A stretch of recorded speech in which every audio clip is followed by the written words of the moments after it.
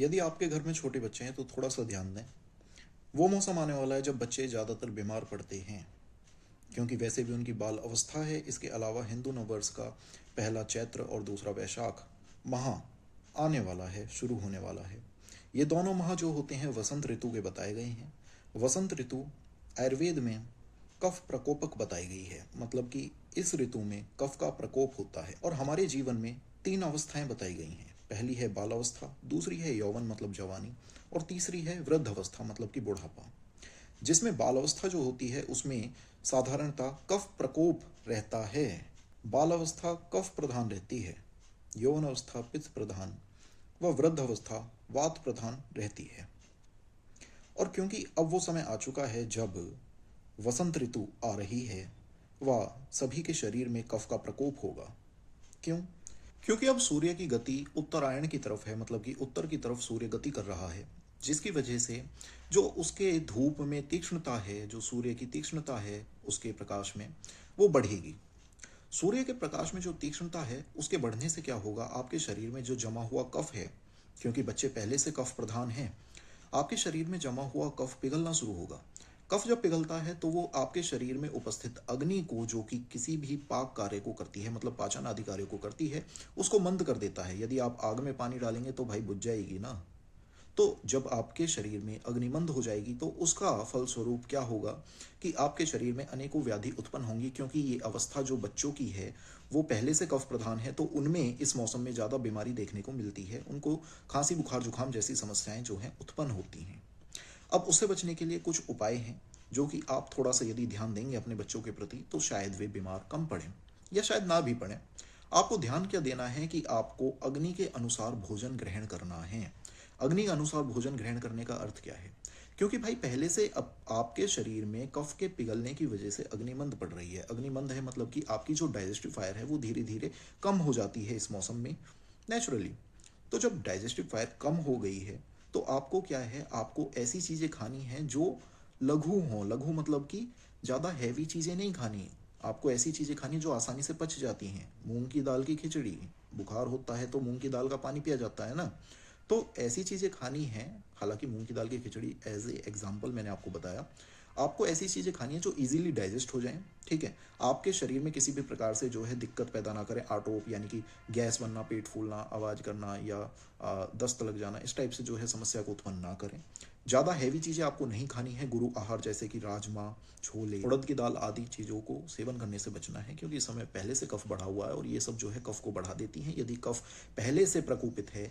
और दूसरी, बच्चों की जो अवस्था है वो पहले से कफ प्रधान है। और तीसरा, आप आहार भी ऐसा खाएं जो कफ को बढ़ाने वाला हो, हैवी हो, डाइजेस्ट होने में दिक्कत करे।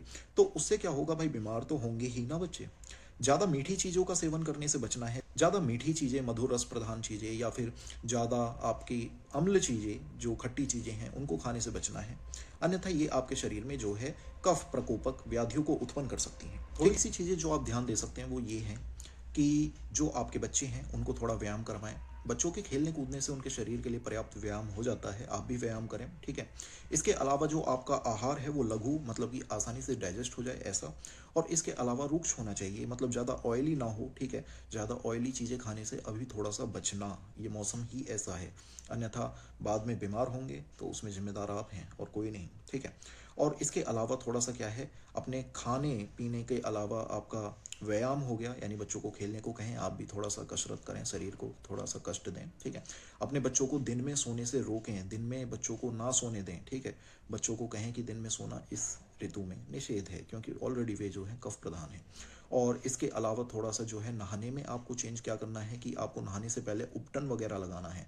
उपटन क्या करता है, जो शरीर में बढ़ा हुआ कफ है, जैसे लेप लगाते थे ना पहले, उपटन लगाया जाता है, तो उससे क्या है, जो शरीर में बढ़ा हुआ कफ है वो उसको सोख लेता है, क्योंकि सूखा होता है, ठीक है। और उसके बाद क्या है, आपके शरीर में जो बढ़ा हुआ कफ है वो निकल जाता है। इसके अलावा यदि आप थोड़ा सा शोधन विधि की तरफ जाएं कि शोधन आप क्या करवा सकते हैं, पंचकर्म सेंटर नियर बाय जो भी है आपके, या वैद्य, उसके पास जाके आप थोड़ा सा जो है इस मौसम में रक्तमोक्षण और इसके अलावा वमन करवाएं, ठीक है। वमन कर्म और रक्तमोक्षण करने से जो है इस ऋतु में होने वाली व्याधि से आप बच सकते हैं, ठीक है। अब खाने में क्या क्या कर सकते हैं आप, पुराना जौ, ठीक है, गेहूं की रोटी, ठीक है, इनका सेवन कर सकते हैं।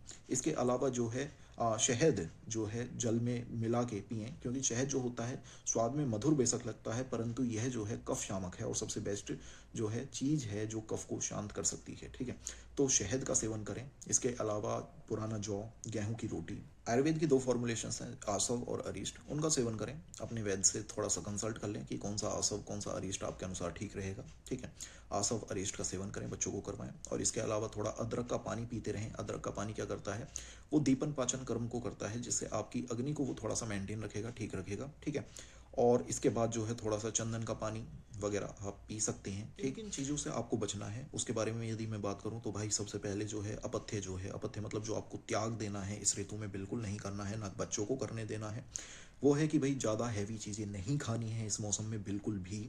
इसके अलावा ज़्यादा ठंडी चीज़ें नहीं खानी है। ठीक है, वो भी आपके कफ को जो है बढ़ा सकती हैं।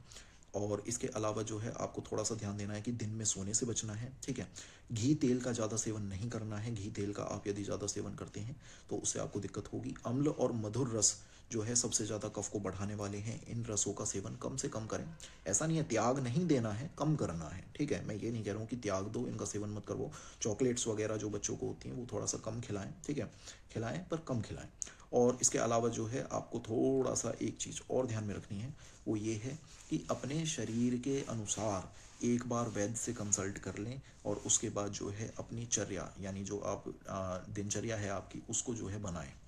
और थोड़ा सा ध्यान देंगे तो ना आप बीमार पड़ेंगे ना आपके बच्चे, और स्वस्थ समाज स्थापित होगा। आयुर्वेद का काम ही क्या है, स्वस्थस्य स्वास्थ्य रक्षणम आतुरस्य विकार प्रशमनम च, मतलब कि स्वस्थ व्यक्ति के स्वास्थ्य को स्वस्थ रखना और जो रोगी हो गए हैं उनको फिर से स्वस्थ कर देना।